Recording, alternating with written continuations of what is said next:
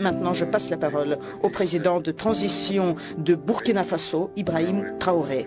S'il vous plaît, Traoré. Monsieur Traoré. Camarade président Vladimir Poutine, camarade président chef d'État africain, camarade chef de délégation, bonjour. C'est un honneur pour moi ce matin donc de prendre la parole ici et de vous passer donc le salut fraternel du peuple du pays des hommes intègres. C'est aussi le lieu pour moi, avant tout propos, de rendre grâce à Dieu, Dieu Tout-Puissant qui nous a permis de nous réunir ici ce matin en bonne santé pour parler de l'avenir et du bien-être donc de nos peuples. Je m'en vais m'excuser auprès des anciens que je pourrais vexer dans mes propos à venir. Africanité oblige, les droits d'aînesse, je me dois de m'excuser. Camarades, j'ai quelques questions donc de ma génération, mille et une questions qu'on se pose. Mais nous n'avons pas de réponse. Et il se trouve qu'ici, nous pouvons laver donc notre linge sale parce qu'on se sent en famille. On se sent en famille en ce sens que la Russie est une famille aussi pour l'Afrique. C'est une famille parce que nous avons la même histoire. La Russie a consenti d'énormes sacrifices pour libérer le monde du nazisme pendant la Seconde Guerre mondiale. Les peuples africains, nos grands-pères, ont été déportés de force aussi pour aider l'Europe à se débarrasser du nazisme. Nous partageons la même histoire en ce sens que nous sommes les peuples oubliés du monde. Qu'ils soient dans les livres d'histoire, dans les documentaires ou films, on tend donc à balayer le rôle prépondérant qu'a joué la Russie et de l'Afrique dans cette lutte contre le nazisme. Nous sommes ensemble parce que actuellement nous sommes là pour parler de l'avenir de nos peuples, de ce qui va advenir demain, de ce monde libre auquel nous aspirons, de ce monde sans ingérence dans nos affaires internes.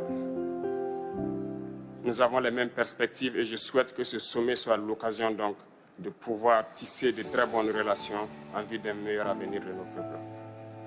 Les questions que mes générations se posent sont les suivantes, si je peux me résumer, c'est de ne pas comprendre comment l'Afrique, avec tant de richesses sur notre sol, avec une nature généreuse, de l'eau, du soleil en abondance, l'Afrique est aujourd'hui le continent le plus pauvre. L'Afrique est un continent affamé. Et comment se fait-il que les chefs d'État traversent donc le monde à mendier? Voici des questions que nous nous posons et que nous n'avons pas de réponse jusque-là. Nous avons l'occasion de tisser de nouvelles relations. Et j'espère que ces relations puissent être les meilleures pour donner un meilleur avenir à nos peuples. Ma génération me charge aussi de dire que, par ce fait de pauvreté, ils sont obligés de traverser l'océan pour essayer de rallier l'Europe. Ils meurent dans l'océan. Mais que prochainement, ils n'iront pas traverser parce qu'ils viendront devant nos palais pour chercher leur distance quotidienne. Pour ce qui concerne le Burkina Faso, aujourd'hui nous sommes confrontés depuis plus de 8 ans à la forme de manifestation la plus barbare, la plus violente du néocolonialisme, de l'impérialisme. L'esclavage qu'on tend encore à nous imposer. Nos dévanciers nous ont bien appris une chose. L'esclave qui n'est pas capable d'assumer sa révolte ne mérite pas que l'on s'apitoie sur son sort. Nous ne nous apitoyons pas sur nos sorts, on ne demande pas que quelqu'un s'apitoie sur notre sort. Le peuple burkinabé a décidé de lutter contre l'île terroriste en mesure de relancer son développement. Dans cette lutte, des vaillants peuples, des vaillantes populations se sont engagées à prendre les armes face au terrorisme. Ceux que nous avons affectueusement appelés les BDP, des volontaires. Nous sommes surpris de voir des impérialistes traiter ces BDP de milices et de tout type.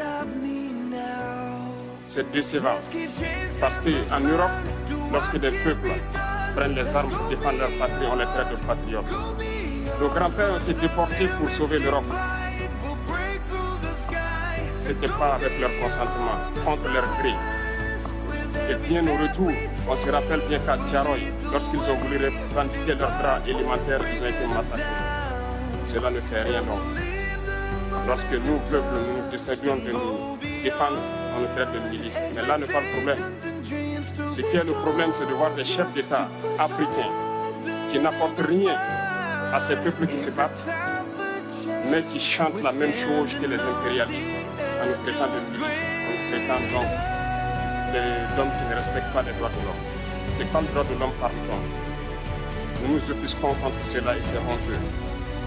Il faut que nous, chefs d'État africains, nous arrêtons de nous comporter donc en marionnettes qui dansent à chaque fois que les impérialistes tirent sur les ficelles. Hier, le président Vladimir Poutine a annoncé donc l'envoi de céréales en Afrique. Nous sommes bien contents. Nous lui disons merci pour cela. Mais aussi, c'est un message passé à nous, chefs d'État africains. Parce qu'au prochain forum, nous ne devrons pas venir ici sans avoir assuré pour ceux qui ne connaissent pas la guerre l'autosuffisance alimentaire de nos peuples. Nous devons prendre l'expérience de ceux qui ont pu déjà atteindre cela en Afrique, tisser de bonnes relations ici et tisser de meilleures relations avec la Fédération de Russie pour pouvoir assouvir les besoins de nos populations. Je ne serai pas peut-être long, le temps est imparti et très court. Nous sommes obligés de nous arrêter à un moment donné.